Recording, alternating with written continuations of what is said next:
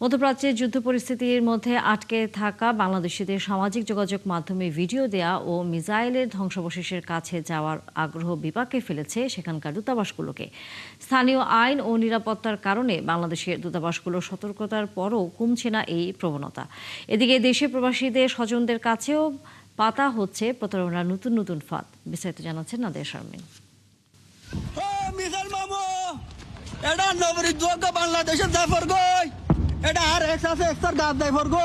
একটু পরপর বেজে উঠছে সাইরেন, মাথার উপর দিয়ে ছুটে যাচ্ছে মিসাইল।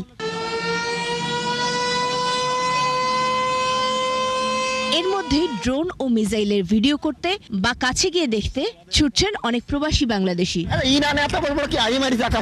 কেউ কাছে গিয়ে নেভাচ্ছেন মিসাইলের আগুন, কেউ আবার ছিটকে পড়া মিসাইলের কাছে গিয়ে দেখছেন এর গঠন। প্রবাসী বাংলাদেশিদের এভাবে ভিডিও ও লাইভ করার প্রবণতা একই সাথে বিপজ্জনক এবং স্থানীয় আইন বিরুদ্ধ। ফলে স্থানীয় বাংলাদেশের দূতাবাসগুলোও পড়েছে বিপাকে। এরই মধ্যে এ পরিস্থিতিতে প্রাণ হারিয়েছেন 2 জন বাংলাদেশি, আহত 7 জন।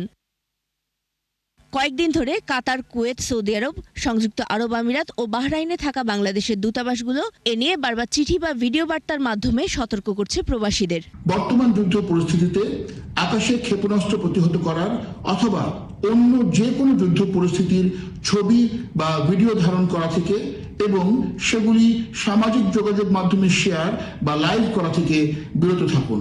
গুজবে কান দিবেন না, বিভ্রান্তিমূলক পোস্ট দেওয়া এবং শেয়ার করা থেকে বিরত থাকুন। আমিরাতে এটি একটি দণ্ডনীয় অপরাধ। সতর্ক বার্তার পর এই প্রবণতা কিছুটা কমলেও থামেনি পুরোপুরি। অ্যালার্ট আসতেছে, সবাই সতর্ক থাকুন। আবার এরই মধ্যে মধ্যপ্রাচ্য প্রবাসীদের বাংলাদেশে থাকা স্বজনদের কাছে অনেক প্রতারক ফোন করছেন। হতাহত হবার ভুয়া তথ্য দিয়ে টাকা চেয়ে চেষ্টা করছে প্রতারণার ফাঁদে ফেলতে।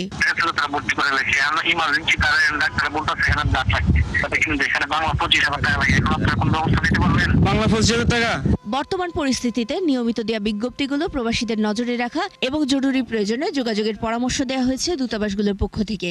বেসরকারি সোশ্যাল মিডিয়া বা অন্যত্র থেকে প্রাপ্ত যাচাইবিহীন তথ্য অথবা গুজবে কান না দিয়ে কুয়েত সরকারের বিবৃতি ও নির্দেশনা মেনে চলুন। নিতান্ত অতি জরুরি না হলে ঘর থেকে বের হবেন না। পাসপোর্ট, আমিরাত আইডি, নগদ দিরহাম, শুকনো খাবার, পানি ইত্যাদি হাতের কাছে রাখুন। কোনো জমায়েত করবেন না। আরব আমিরাত সরকারের নির্দেশ মেনে চলুন। নাদিয়া শারমিন, 71, ঢাকা।